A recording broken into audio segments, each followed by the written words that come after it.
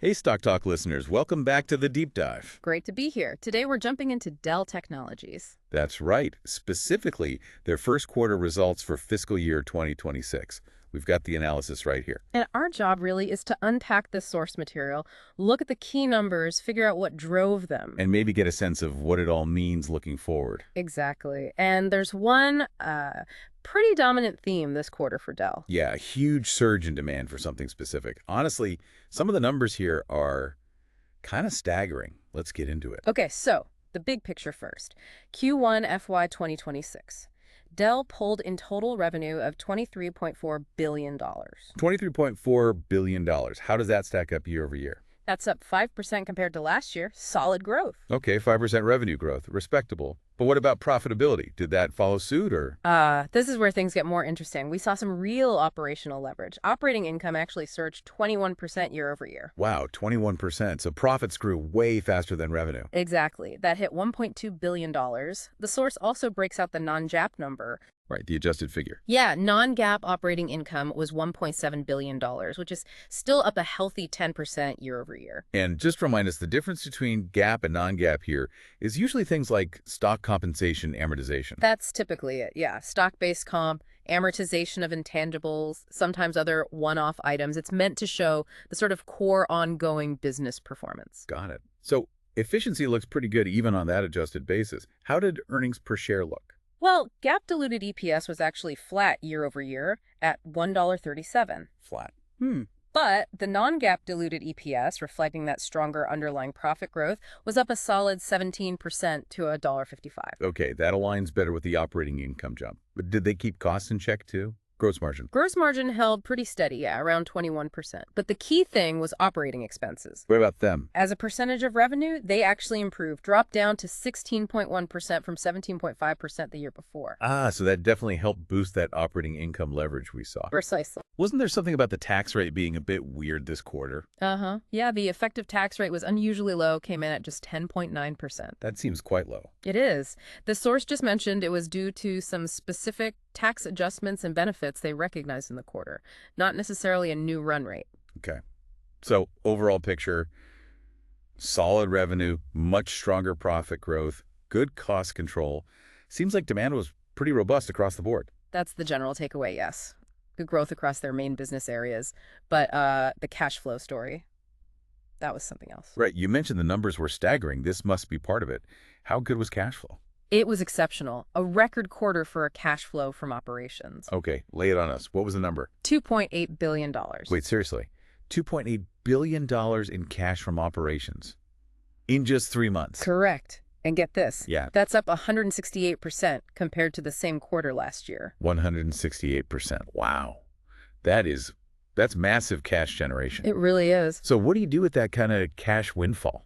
Well, Dell put a significant chunk of it back into shareholders' pockets. They returned a record amount this quarter. How much? $2.4 billion. That was through a mix of share buybacks and dividends. $2.4 billion returned in one quarter.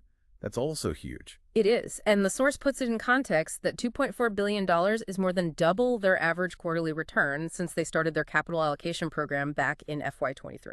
So record cash flow immediately translates to record shareholder returns. Yeah. Makes sense. Exactly. Okay, let's dig into the segments then. Where did this strong performance actually come from? Let's start with ISG, the Infrastructure Solutions Group. Servers, storage. Right. ISG had a really strong quarter. Revenue hit $10.3 billion. And the growth there. Up 12% year over year. Pretty robust. Okay, 12%. And profitability in that segment. Even better. Operating income for ISG surged 36% to nearly $1 billion. $998 million. 36% op income growth. Nice margin expansion there. Huge expansion. Operating margin went up to 9.7% from 8.0% last year. The source really highlights this as Dell capturing value, especially from AI-optimized servers and just a better product mix overall. And that means ISG is becoming a bigger slice of the profit pie for Dell. A much bigger slice. It now makes up 60% of their total segment operating income. That's up from 49% just a year ago. Wow. And within ISG, was it mostly the servers driving that? Definitely. Servers and networking revenue was $6.3 billion, up 16%, and the source directly credits the AI-optimized server demand.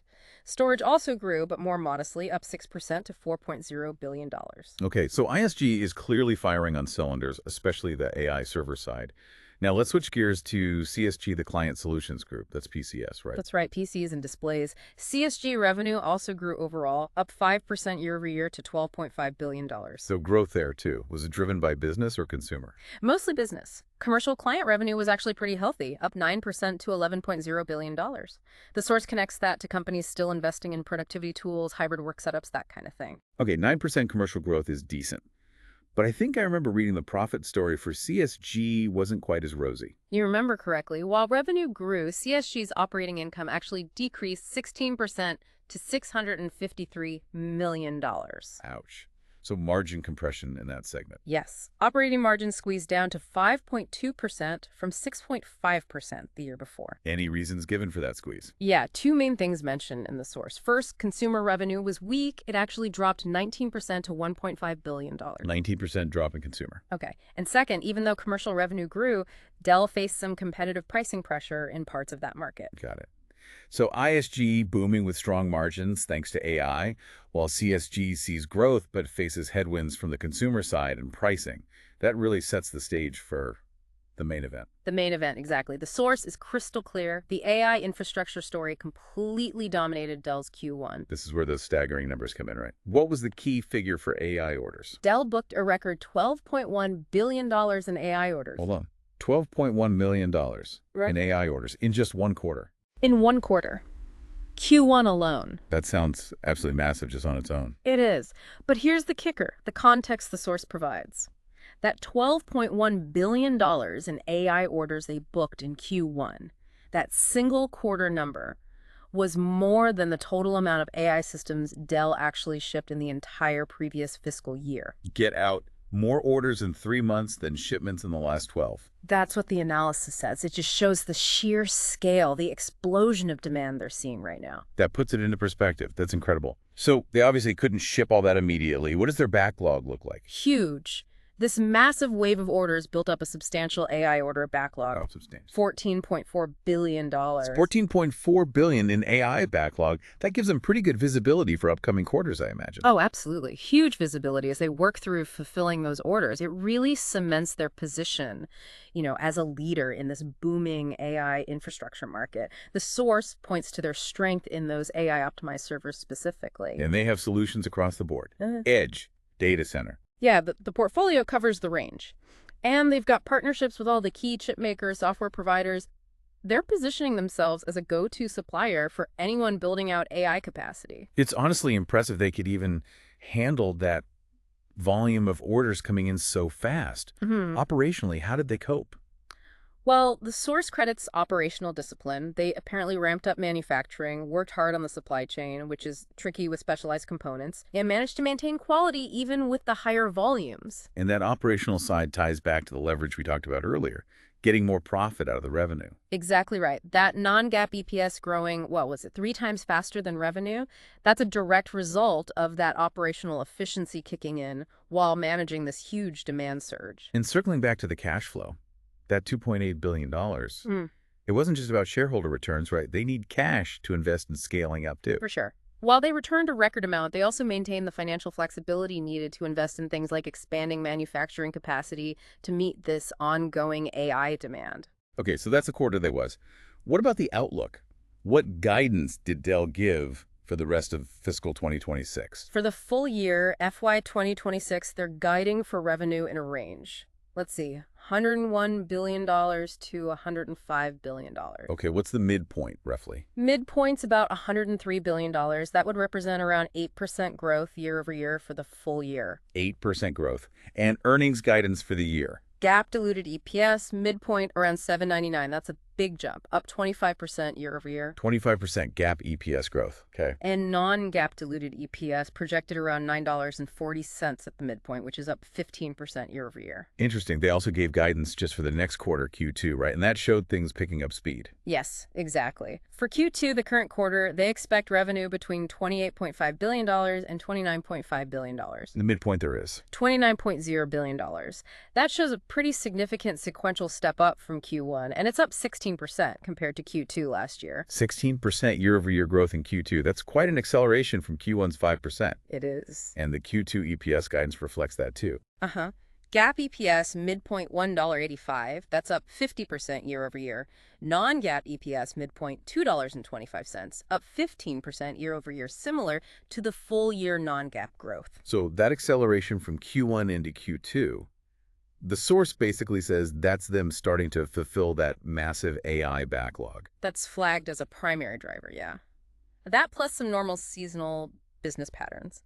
Management's overall take, according to the source, is, look, this AI opportunity, it's still early days. Really? Even with these numbers? That's the message. They see multi-year growth potential here. And they're also emphasizing a continued focus on expanding margins through that better product mix and just being more efficient. Okay, sounds very optimistic. But every story has two sides. What risks or challenges did the source highlight that could, throw a wrench in the works? Well, the opportunities are pretty clear, right? The enormous AI market itself, having Dell positioned as a leader, that concrete $14.4 billion backlog giving near-term confidence. Plus ongoing trends like digital transformation, hybrid work supporting the commercial PC side, edge computing. Exactly. Those are the tailwinds. On the risk side, though, Yeah. the big one is probably the supply chain. Can they get enough of the specialized components, like GPUs, to actually build and ship these AI systems as fast as the orders are coming in? That's a potential bottleneck. Makes sense. What else? Competition. This AI space is hot, lots of players wanting a piece. Pricing pressure could emerge. There's also the risk of continued weakness in consumer spending, hurting the client business further. Right, that consumer segment was already down 19%. Yeah. Yeah. And then you have general risks like potential inflation and component costs eating into margins and just a broader macroeconomic uncertainty. If there's a slowdown, does that impact overall tech spending? Okay, so a mix of significant opportunities, especially around AI, but also some real execution and market risks to navigate. So summing it all up for you, the listener, based on this analysis, what are the absolute core strengths we saw, and what are the key things to keep an eye on? Strengths. Number one, without a doubt, those record AI orders, $12.1 billion in Q1, just stunning. Number two, the strong operational leverage that drove that 21% operating income growth. Number three, the exceptional cash flow, that $2.8 billion, enabling those record shareholder returns. Four, the concrete $14.4 billion AI backlog, providing that revenue visibility.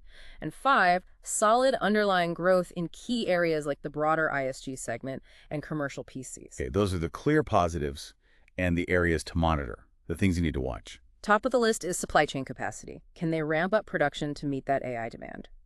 Second, watch the competitive landscape and AI infrastructure. It's evolving fast. Third, keep an eye on that consumer PC segment performance. Will it stabilize or decline further? Exactly. Fourth, margin sustainability. Can they hold on to or expand those margins, especially in ISG, given potential cost pressures or competition?